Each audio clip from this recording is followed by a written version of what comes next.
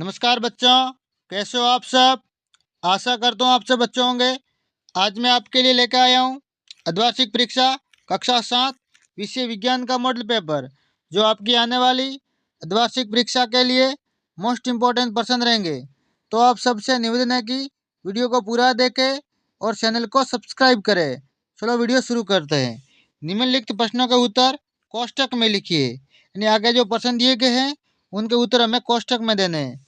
पहला प्रश्न, प्रकाश संश्लेषण प्रक्रिया के लिए आवश्यक घटक नहीं है, यानी ऐसा कौन सा घटक है वो जो प्रकाश संश्लेषण प्रक्रिया के लिए आवश्यक नहीं है। क्लोरोफिल, सूर्य का प्रकाश, जल, ऑक्सीजन। तो ऑप्शन नंबर द ऑक्सीजन, यानी बिना ऑक्सीजन के ही प्रकाश संश्लेषण क्रिया हो सकती है। अगला प्रश्न, हारनाल का कौन सा भाग जे की आकृति का होता है, यानी हारनाल का कौन सा ऐसा भाग है जो जे की आकृति का है। ग्रासिका, आमाशय, सुदांत्र, वृद्धांत्र। तो ऑप्शन नंबर ब आमाशय, यानी हमारा जो आमाशय है वो जे की आकृति का है। अगला प्रश्न, किसी तापक या हीटर से हमें किस प्रक्रम द्वारा ऊष्मा प्राप्त होती है, यानी किसी तापक या हीटर से हमें किस प्रक्रम द्वारा ऊष्मा प्राप्त होती है। संवहन, विकिरण, चालन या सभी से। तो ऑप्शन नंबर ब विकिरण से। किससे प्राप्त होती है? विकिरण से। अगला प्रश्न, सोने के पानी में कौन सा क्षारक पाया जाता है। Calcium hydroxide, ammonium hydroxide, sodium hydroxide, magnesium hydroxide. तो ऑप्शन नंबर अ कैल्शियम हाइड्रोक्साइड, यानी सोने के पानी के अंदर जो कैल्शियम हाइड्रोक्साइड क्षारक पाया जाता है। कौन सा क्षारक? Calcium hydroxide.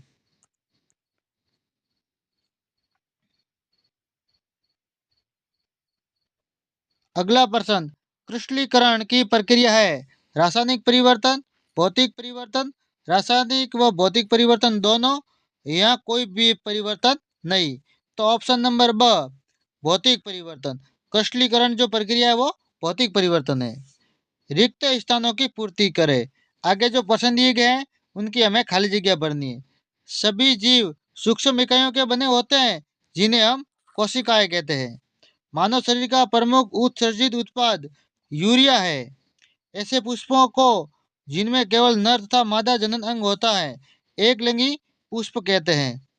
आवर्ती घटनाओं का उपयोग समय मापन में किया जाता है। आवर्ती घटनाओं का उपयोग समय मापन में किया जाता है। अवतल लेंस द्वारा बनाया गया प्रतिबिंब पर्दे पर प्राप्त नहीं किया जा सकता।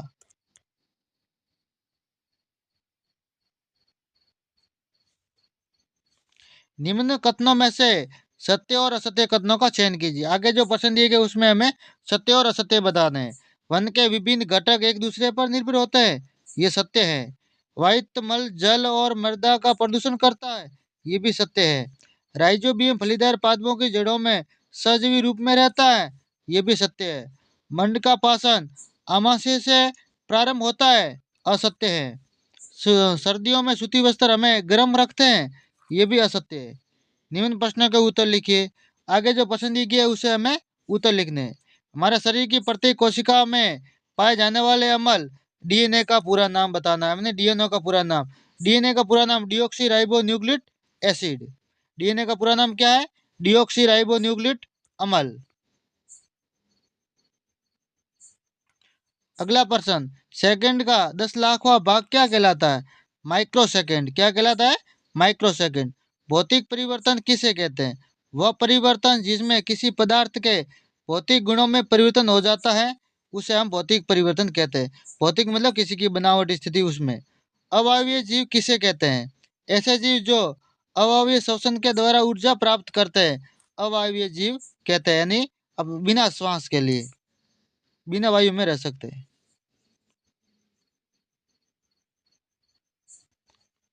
परागकण किसे कहते हैं? परागकणों का पराग कोश से पुष्प के वर्तिकाग्र पर स्थानांतरण परागकण कहलाता है।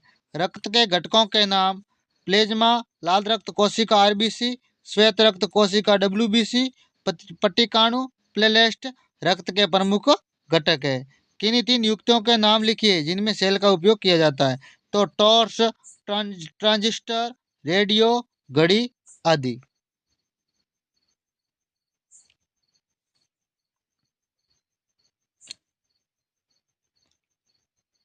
अगला प्रश्न, इंद्रधनुष का निर्माण कब होता है? इसे हम कैसे देख सकते हैं?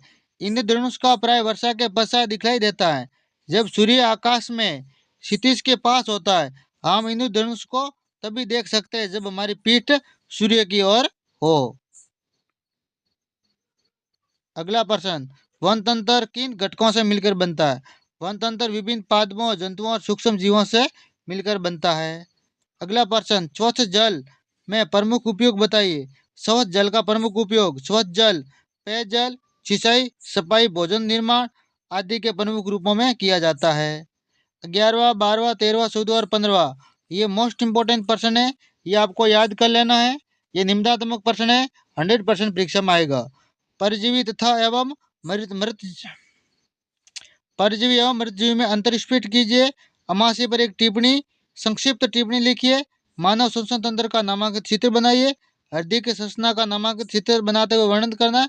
बीजों के प्रकीर्णन की विभिन्न विधियों का वर्णन कीजिए।